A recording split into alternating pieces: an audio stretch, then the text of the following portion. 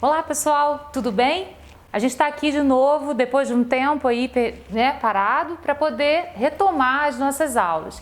E eu vou falar sobre alguns gêneros novamente para que a gente possa deixar isso bem explicadinho para vocês. O primeiro gênero que a gente vai falar nesse nosso retorno é sobre artigo de opinião. Se você gostar do nosso vídeo, não esquece de dar o joinha e de se inscrever no nosso canal, ok?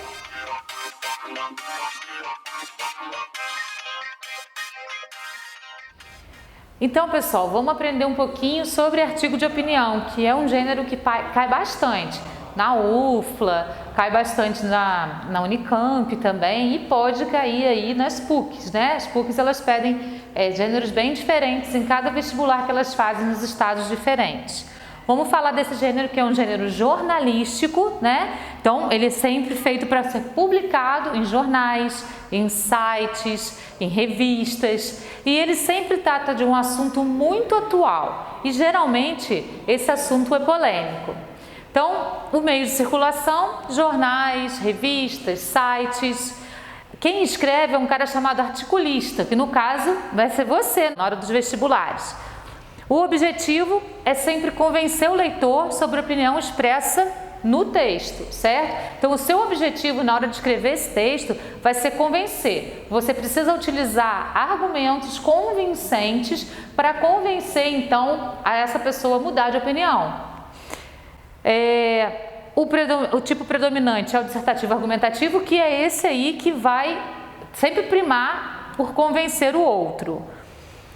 A pessoa do discurso mais utilizada para o artigo de opinião é a primeira pessoa do plural, nós. Não a primeira pessoa do singular, a do plural. Então, sempre nós pensamos, achamos, concordamos, não concordamos, né? É sempre na primeira pessoa do plural.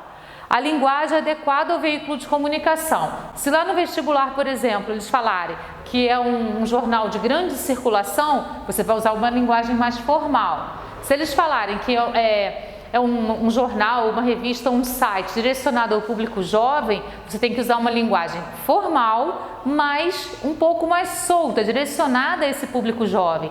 Não cabe em vestibular utilizar gírias, utilizar termos coloquiais, sempre termos dentro da linguagem culta, né? Mas aí você vai utilizar ou uma linguagem bem mais formal, se for um veículo de grande circulação, ou você vai utilizar uma linguagem um pouco mais solta, se for assim, para jovem, enfim. Você tem que olhar lá no comando da questão o que eles estão pedindo para você, então, definir a linguagem a ser utilizada. A estrutura vai ser igual à da dissertação que a gente faz para o Enem. Introdução, desenvolvimento e conclusão, certo? E em cada uma delas vocês vão colocar determinados elementos que eu vou mostrar daqui a pouquinho. Então, como eu falei, né, geralmente eles envolvem sempre um tema polêmico, alguma coisa que gere uma polêmica social para que você discuta sobre. E nessa discussão você precisa convencer o seu interlocutor sobre aquilo que você está falando. Então, isso é muito importante, a gente não pode perder o foco do convencer. Muitas vezes o aluno ele envereda por um caminho de que eu preciso citar tal autor, eu preciso citar tal filósofo, eu preciso citar tal coisa. Isso realmente é muito importante, mas mais importante do que isso é convencer, certo? Então, você vai utilizar esses filósofos, esses sociólogos no desenvolvimento do texto para convencer a pessoa que está lendo o seu texto a acreditar em você. Ele vai ser a autoridade para o seu texto para que você possa convencer. Então, é sempre importante não esquecer de colocar o título. Como a gente está muito acostumado a fazer redação para o Enem e o Enem não pede título, né? No Enem o título é opcional, nos outros vestibulares isso não vai acontecer. O título é sempre obrigatório. Então, vamos lembrar de colocar o título.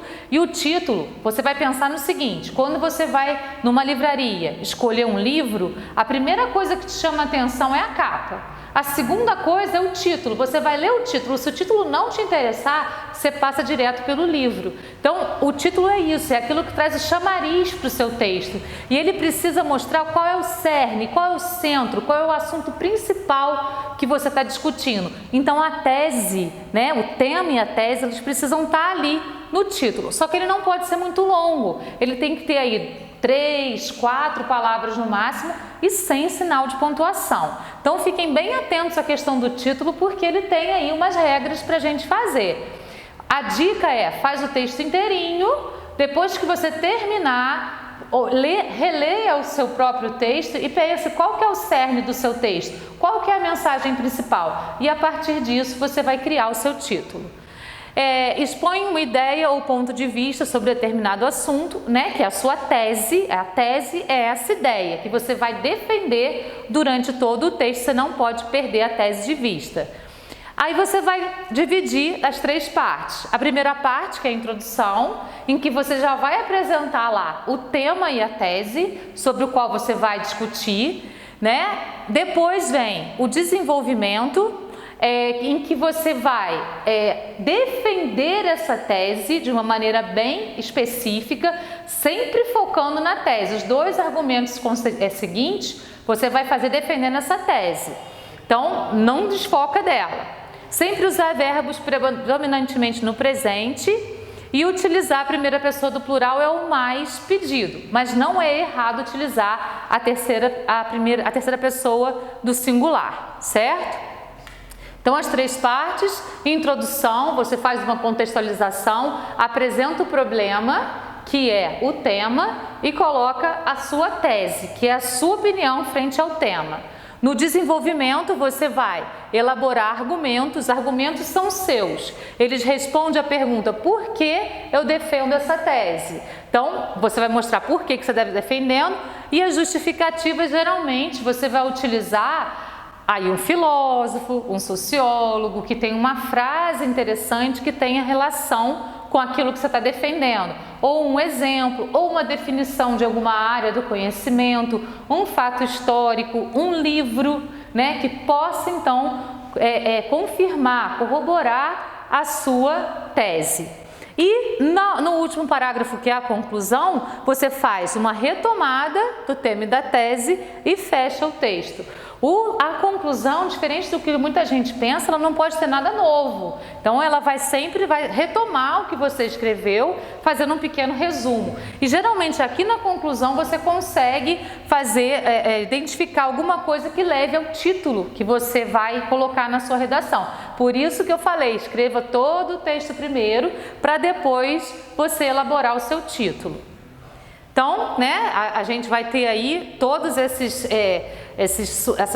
coisas, o suporte onde o texto vai estar, que vai ser o jornal, a revista, o site, né, o emissor, que é você, o assunto, que vai ser o seu tema lá, o leitor, que vai receber aquilo, e a opinião, que é aquela que você vai passar para o leitor, tentando convencê-lo sobre.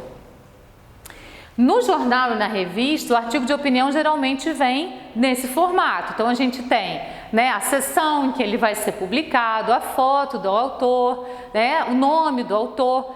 Nada disso é importante para o vestibular. Essa parte, ela só vai acontecer mesmo no impresso, na revista, no jornal ou no site. No vestibular, você não precisa lembrar de nada disso, e nem dessa parte aqui que se chama olho, que é uma frase que eles retiram no texto, que é uma frase de peso, que vai dar uma ideia interessante para o texto, é o cerne, né, da discussão. Isso você não precisa fazer. Também não precisa colocar a ilustração, muito menos os créditos, porque se você assina o seu texto é zerado. Então, como que eu vou fazer o meu artigo de opinião lá na hora do vestibular? Título, texto, só, sem assinatura, sem nada disso. Então, um título chamativo, primeiro parágrafo de introdução, apresentação do tema e da tese, o desenvolvimento, 2 ou 3 parágrafos defendendo essa tese, utilizando justificativas coerentes com filósofos, sociólogos ou então exemplos, citações históricas, e o fechamento do texto, que é a conclusão, retomando tudo que você falou, somente, sem assinatura, tá certo?